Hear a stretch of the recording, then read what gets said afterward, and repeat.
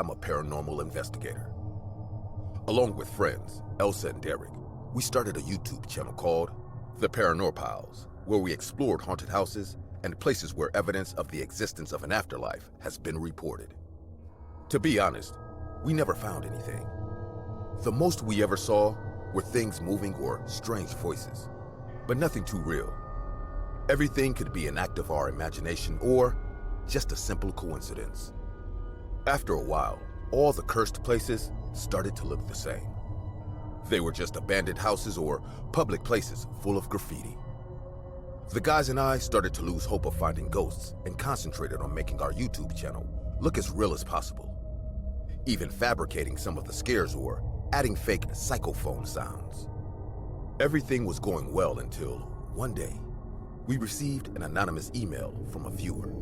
The mail said that this abandoned house was the cause of the disappearance of more than 20 people and was one of the most diabolical places in the country. Searched the internet with my team. Not only did we see that the house was real, but that no one had made videos about it. We packed our bags, and in just one day, we were there. We couldn't miss this opportunity. Wow, for a haunted house, it is sure well kept. Derek may have said it, but Elsa and I were thinking exactly the same thing. The house was pretty much the same as when it was built, according to the Google photos, just a little dirtier. The place was very big and in the middle of nowhere, almost 3 kilometers away by road from its neighbors. After taking some pictures of it from different angles, we decided to go inside. The front door was mysteriously open, but the place was abandoned, so it didn't attract our attention. The house was very dirty inside, full of dust and spider webs. Other than that, it was in perfect condition. The furniture wasn't broken, and it hadn't been vandalized. The walls were painted a deep white that had turned to gray with dust, but there was no sign of any graffiti. Are my eyes deceiving me? Finally, a haunted house where 12-year-olds haven't been painting the walls. More respect to the 12-year-olds. They are basically our audience, I said with a joking tone. Hey, ghost of the haunted house. You guys are adults, right? Follow us on YouTube. Derek shouted jokingly, and we all laughed. Well, how are we gonna do this, guys? I suggest we take some pictures and do some tests here, and then go to the first floor. It looks a little more creepy. Hey, Derek, remember what I told you in the van? If I put up a doll or move something around, pretend you didn't see anything. That way, people figure things out on their own, and we have a reason to stay in the house. Whatever you say, you're royalty. We took some pictures and made up some scares. Everything was going as expected, and we decided to head to the first floor. But a noise stopped us. We turned around and saw a hooded figure, locking the door, turning around, and looking at us. "No, you can't go out," he said to us in a mocking tone. Before we could react, 5 men were behind us. One of them grabbed Elsa by the neck and held her tightly, immobilizing her. 2 others grabbed my arms and threw me to the ground in a very professional manner. These people were not vandals. They knew what they were doing. Derek, in a panic, looked around for somewhere to run. He took a few steps to the side, but 2 of the people in robes stepped out from the shadows and grabbed him from behind. "Who are you? Why are you doing this to us?" I shouted in desperation. "When we're here, none of us have names, little ghost hunter. I'm sorry. I can't answer that question." "Let go of me, you fucking asshole! Come on, attack me one at a time! I'll kill you all and I'll shove the fucking hood up your asses!" Derek shouted in desperation. Ignoring my friend's threat, the hooded man continued to talk to me. "For your luck, Adam, I can answer you the second question." He paused to clear his throat and kept talking.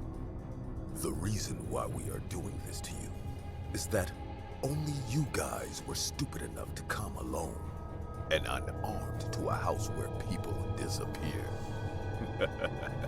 Seriously, how did this seem like a good idea to you? We just wanted to entertain people. Ah, I know. And we have a lot in common. We also have an audience to entertain. What? Enough talk. Let the show begin, guys. And as soon as he said this, one of the men pulled out a camera and began filming Derek. Meanwhile, another approached him with scissors in his hands. Hey, what are you doing, you sick fuck? Get away from me! Let go of me now! I'll kill you all! Derek shouted, almost in tears. Without paying attention to him, the man walked towards him and plunged the scissors into his belly, making circles with superhuman strength. Derek was no longer struggling to free himself, so he was released. As he fell to the floor, the two people holding him plunged their hands into his abdomen, pulling out all the organs and throwing them away. I didn't know what was happening. I turned and saw Elsa was about to vomit, but quickly, the man holding her acted and put a sock in her mouth. The camera was on her now. She was trying her hardest to vomit with no success, as she choked on her own vomit. The man who had put the sock on her held her nose tightly. My friend's body began to swell, and her hands went up desperately back and forth, searching without luck for something to help her escape. Hey, what you're doing is rude. Poor Elsa can't breathe. Why don't you help her?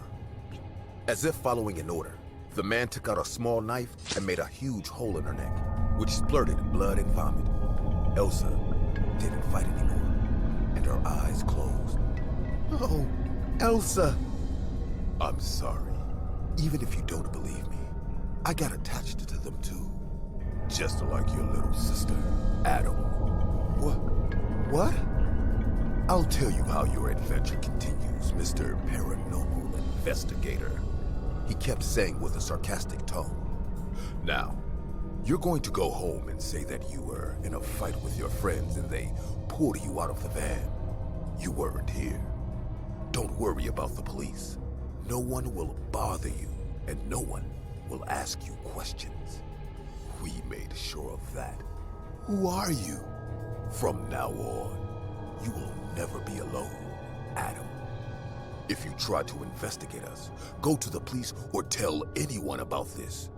Your little sister, parents, aunts, uncles, even your pet, they all die. With that said, the hooded man opened the door, and the other two let me go. Terrified, I walked towards the exit, to the eyes of all these people who were just staring at me. Before I left, the one who was talking stopped me one more time. One last thing. You are also forbidden to leave your job as a ghost hunter. Our viewers are a bit morbid and they all agreed that they wanted to see you looking for your friends' ghosts. So, you already have an idea for your next video, he said, laughing. We will send you a video of today's show. After all, you are one of the protagonists. You will only get to see it once. If you try to record it or show it to anyone, we will know. Goodbye, Adam. If you ever find us on the deep web, don't forget to subscribe to our channel. After that, I just left and drove as far as I could, without looking back. A few weeks later, my YouTube channel mysteriously became much more successful. No matter how little effort I put into them, my videos went viral. I don't watch my own videos, because even though I've never managed to capture a ghost, my subscribers sometimes see strange people hiding, just watching me. There was an old abandoned building near my house. Typical, I know. Anyways, there were hundreds of rumors and stories about this building. Some normal, some insanely out of this world.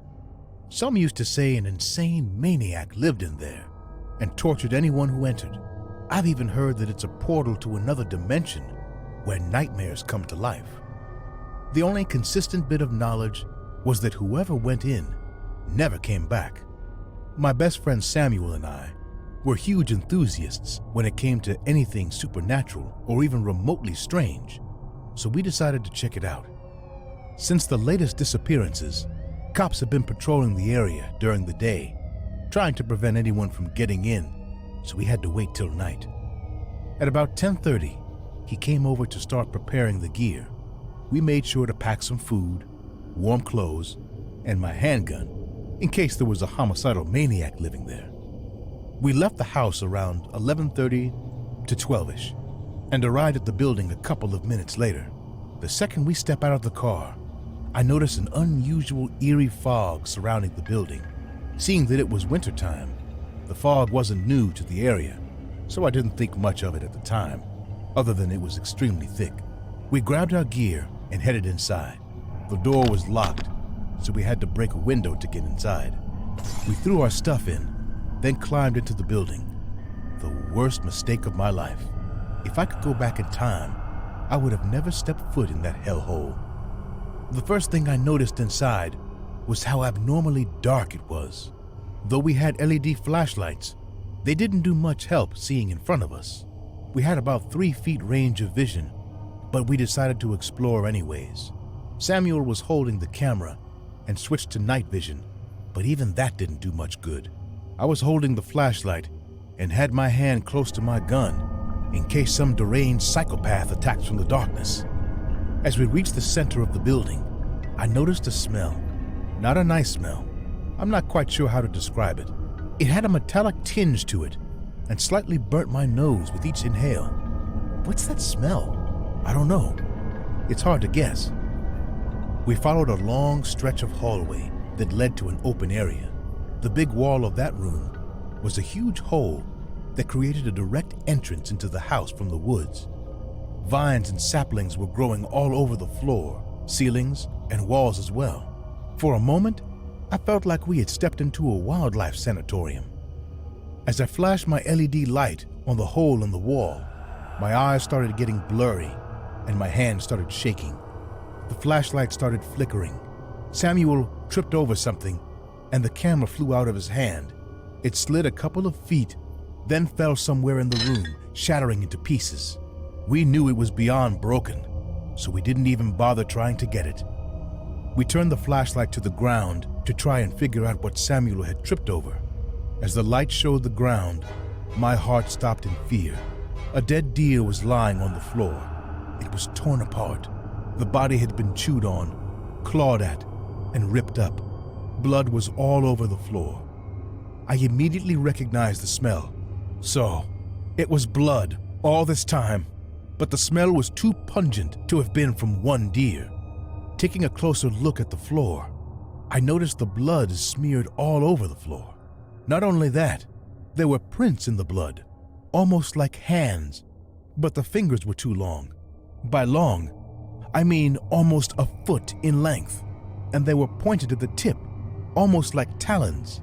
The prints were everywhere, on the floor, on the walls, and even a few on the ceiling. Oh my God, is this some kind of animal?